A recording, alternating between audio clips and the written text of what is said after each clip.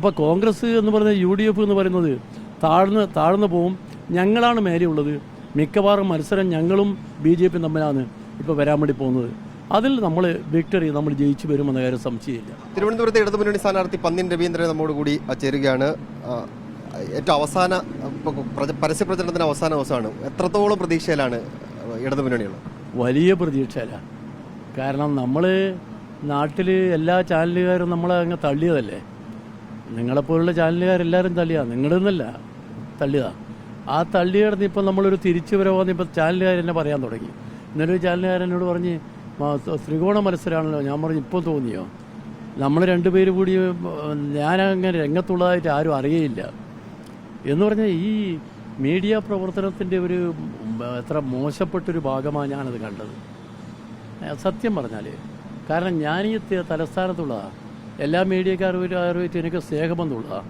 പക്ഷെ ഇങ്ങനെ ഒരു പ്രവണത, ഒരു പരസ്യം കൊടുത്ത് പണക്കാരനൊരാൾ ഇവിടെ വന്നാൽ ഈ അഭിപ്രായങ്ങളെല്ലാം ഇങ്ങനെ മാറിപ്പോകുമെന്ന് എനിക്ക് തോന്നിയില്ല. പക്ഷെ അത് നേരിട്ട് കണ്ട് ദൃക്സാക്ഷിയായിപ്പോകും. ആയിക്കോട്ടെ, അതിലൊന്നും പ്രശ്നമില്ല. പക്ഷേ ജനങ്ങൾ നമ്മളെ കൂടിയുണ്ട്.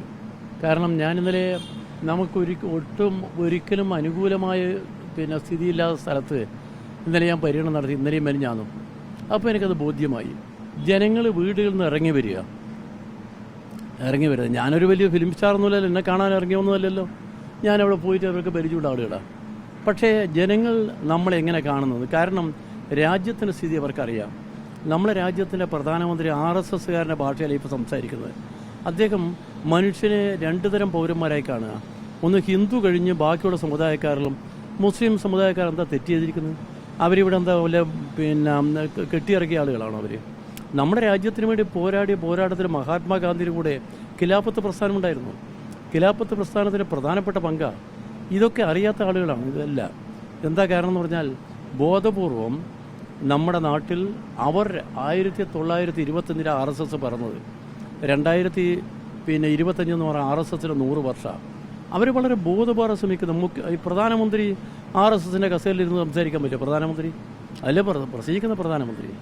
അദ്ദേഹത്തിന് ഇവിടെ മണിപ്പൂർ നടന്ന സംഭവം അദ്ദേഹം അറിയില്ലല്ലോ, ഒന്നും അറിയില്ലല്ലോ.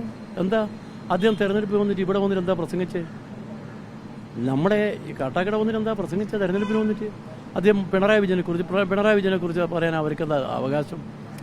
ഇത് ഇലക്ടോറൽ ബോണ്ട് എന്ന് പറയുന്ന കോഴയിൽ മുങ്ങി നിൽക്കുന്ന ആളായ അദ്ദേഹം 8661 കോടിയാണ് വാങ്ങിയ BJP. നമ്മളാരും അതിൽ ഒരു പൈസയും പങ്കില്ലല്ലോ. ഇടതുപക്ഷ പാർട്ടികളൊന്നും അതിൽ പങ്കില്ലല്ലോ. എന്നിട്ട് ഇങ്ങനെ വന്നാലോ? അതുകൊണ്ട് ജനങ്ങൾക്ക് അതൊക്കെ ബോധ്യമായി വരുന്നുണ്ട്. ജനങ്ങളെല്ലാം ഇതെല്ലാം കണ്ട് പെട്ടെന്നുണ്ടാകുന്ന ഒരു ശബളിമേൽ അങ്ങ് മാറിപ്പോകുന്നതിരിക്കണ്ട. ചിലരിരിക്കുന്ന പണത്തിൻ്റെ വലിപ്പം കൊണ്ടും ഈ പ്രമാണിത്വം കൊണ്ടും ജയിച്ചു വരുന്ന കാണാം. നമുക്ക് തെരഞ്ഞെടുപ്പല്ലേ. നമ്മളൊരു ഘട്ടത്തിലും ഇവിടെ ത്രികോണ പോരാട്ടം ഇല്ല എന്ന് പറഞ്ഞിട്ടില്ല. 3 പേര് മത്സരം തന്നെയാണ് എന്ന് പറഞ്ഞിട്ടില്ല. നിങ്ങളെക്കുറിച്ച് ഞാനിങ്ങനെ പറഞ്ഞില്ലല്ലോ, നിങ്ങളും പറഞ്ഞില്ല, മാധ്യമവും പറഞ്ഞില്ല. അതുപോലെ തന്നെ ഇവിടെ മത്സരം നടക്കുന്നത് UDF ആയിട്ടാണോ BJP ആയിട്ടാണോ ഇടതുമുന്നണി? ഇവിടെയാ ഞങ്ങൾ ഇപ്പം കണക്കനുസരിച്ച് UDF ആണ്. പക്ഷേ UDF ദുർബലമായിക്കൊണ്ടിരിക്കുക. ഞാനിന്നലെ പോയെടുത്ത് UDFിൻ്റെ കേന്ദ്രങ്ങളിലൊക്കെ UDF വളരെ ദുർബലമാണ്. UDFന് 2-3 കാര്യം. 15 വർഷത്തെ ഒരു പാരമ്പര്യം കൊണ്ട് വോട്ട് കുറേ ചോർന്നു പോയി. ഒന്ന്. രണ്ടാമത്തെ കാര്യം എന്ന് പറഞ്ഞാൽ അവരെ കൂടിയുള്ള ആളുകളിനെ പലപ്പോഴും ശിഥിലമായി. അതിൽ കുറച്ച് വോട്ട് ചിലപ്പം ഏതെല്ലാം ഭാഗത്ത് പോകുന്നറിയില്ല. പിന്നെ വേറൊരു സ്വതന്ത്ര സ്ഥാനാർത്ഥി വന്നിട്ടുണ്ട്. അയാൾ കുറച്ച് വോട്ട് പിടിക്കും, കോൺഗ്രസിൻ്റെ വോട്ട്. അപ്പോൾ കോൺഗ്രസ് എന്ന് പറയുന്നത് UDF എന്ന് പറയുന്നത് താഴ്ന്നു പോവും. ഞങ്ങളാണ് മേലെയുള്ളത്. മിക്കവാറും മത്സരം ഞങ്ങളും BJP തമ്മിലാണ് ഇപ്പോൾ വരാൻ വേണ്ടി പോകുന്നത്. അതിൽ നമ്മൾ വിക്ടറി നമ്മൾ ജയിച്ചു വരുമെന്ന കാര്യം സംശയമില്ല. അവസാനമായിട്ട് ഇത് ദേശീയ രാഷ്ട്രീയം ചർച്ച ചെയ്യുന്നതിനൊപ്പം തന്നെ സംസ്ഥാന സർക്കാരിന്റെ വിലയിരുത്തലാകുമോ ഈ തെരഞ്ഞെടുപ്പ്? സംസ്ഥാന സർക്കാരിന്റെ വിലയിരുത്തലാൽ എന്താ വരാൻ പോകുന്നത്? ഒന്നുമില്ല. സംസ്ഥാന സർക്കാരിനെ പറ്റി ജനങ്ങൾക്ക് അങ്ങനെ ഒരു മോശാഭിപ്രായം എവിടെയുണ്ടെന്ന് നിങ്ങൾ ധാരണ? സംസ്ഥാന സർക്കാരിന് കുറച്ചുകൂടി ജനങ്ങൾക്ക് താല്പര്യം വന്നിരിക്കുകയാണ്. കാരണം എന്താ? രാജ്യത്തിൻ്റെ പല ഭാഗത്തും ഇവർ കാണുന്ന മതന്യൂനപക്ഷങ്ങൾ, പ്രത്യേകിച്ച് രാജ്യത്തിൻ്റെ പല ഭാഗത്തും അവിടുത്തെ ഭരണാധികാരികൾ മതന്യൂനപക്ഷങ്ങളോട് കാണിക്കുന്ന അനീതി, ആ അനീതി ഈ കേരളത്തിലില്ലല്ലോ. ദൈവത്തിൻ്റെ സ്വന്തം നാട്, ഗോഡ്സ് ഓൺ കൺട്രി. കേരളത്തിലെ അനീതിയില്ലല്ലോ. അതില്ലാത്ത കാര്യം ഇടതുപക്ഷമാണെന്ന കാര്യം തർക്കമൊന്നുമില്ല. ഇടതുപക്ഷത്തിൻ്റെ ബലമുണ്ട്. അവരൊക്കെ സംസാരിക്കുമ്പോൾ നമ്മളോട് പറയുന്നുണ്ടല്ലോ, ഇടതുപക്ഷം നമുക്ക് ഒരാശ്വാസമാണ്, നമുക്ക് കരുത്താണെന്ന് അവർ പറയുന്നുണ്ടല്ലോ. അത് ഉറപ്പല്ലേ? ഇടതുപക്ഷം ജീവൻ കൊടുത്തും ഇതിനൊക്കെ നേരിടും, പോരാടും. അതിൽ ഇടതുപക്ഷം ഒരിക്കലും പിന്നോട്ട് പോവില്ല. അത് പൂർണ്ണ ബോധ്യമുണ്ട്. അതുകൊണ്ട് ഇടതുപക്ഷത്തിൻ്റെ ഒരു പ്രതിനിധി എന്ന രീതിയിൽ എനിക്ക് അഭിമാനമുണ്ടത്. അവരൊക്കെ ജനങ്ങൾ, പ്രത്യേകിച്ച് മൈനോറിറ്റി വിഭാഗം, അവർ നമ്മളോട് കാണിച്ചിരിക്കുന്ന ഈ സ്നേഹം, ആ സ്നേഹം വോട്ടായി മാറുന്ന എനിക്ക് പ്രതീക്ഷ നമുക്ക് വേറെ ആലോചിക്കാനൊന്നുമില്ല. മാത്രമല്ല 2021 എന്ന് പറഞ്ഞൊരു വർഷമുള്ളത് നമ്മളെ മീഡിയക്കാരും അറിയില്ല. 2019 കഴിഞ്ഞിട്ട് 21 എന്നുള്ള അവർക്ക് അറിയില്ല. അവരെ ധാരണ റിവേഴ്സ് എന്താ ധാരണ എന്ന് എനിക്കറിയില്ല.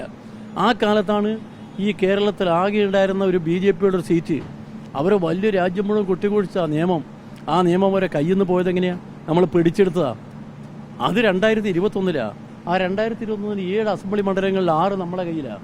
അത് വെറുതെ വന്നതല്ല, നമ്മൾ നന്നായി വർക്ക് ചെയ്തിട്ട് വന്നത് തന്നെയാണ്. അതുകൊണ്ട് അതൊരു യാഥാർത്ഥ്യം ഇവിടെ നിൽക്കുന്നുണ്ടെന്നുള്ള കാര്യം താങ്കളെങ്കിലും മനസ്സിലായിക്കോ. എന്തായാലും നിങ്ങൾ നിങ്ങൾക്ക് ഇതിനുണ്ടാകുന്ന പൊതു അനുഭവം ഉണ്ടല്ലോ, ആ അനുഭവം നിങ്ങൾ മനസ്സിൽ വെച്ചോളൂ. എന്തായാലും തികഞ്ഞ വിജയപ്രതീക്ഷ തന്നെയാണ് ഇടതുമുന്നണി സ്ഥാനാർത്ഥി പന്ന്യൻ രവീന്ദ്രൻ ഇന്ന് കൊട്ടിക്കലാശ ദിനത്തിലും പങ്കുവെക്കുന്നത്.